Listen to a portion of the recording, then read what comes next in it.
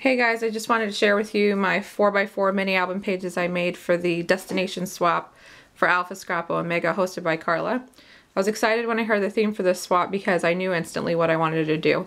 I kept it general. I didn't want to put a specific destination just because then if I chose something like California and somebody had never been there, I don't know how that would fit into their album, so I made it very general.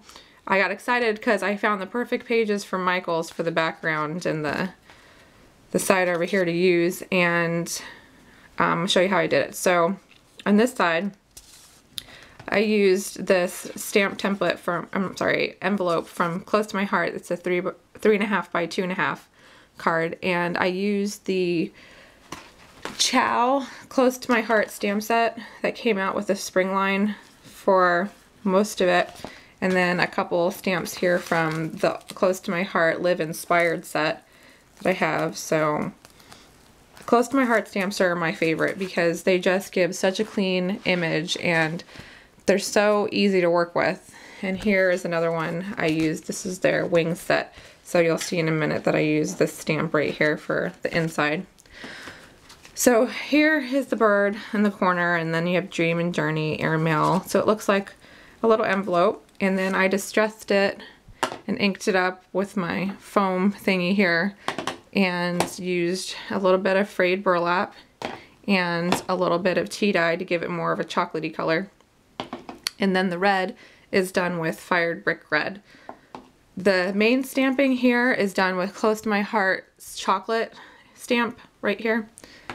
And they actually work really well with they're a good ink. I like the way that they run. So here, when you come in here, you got a little card, Live Inspired, Dream with Possibility. Put something over here and then you flip it and you have room on the back for whatever you want.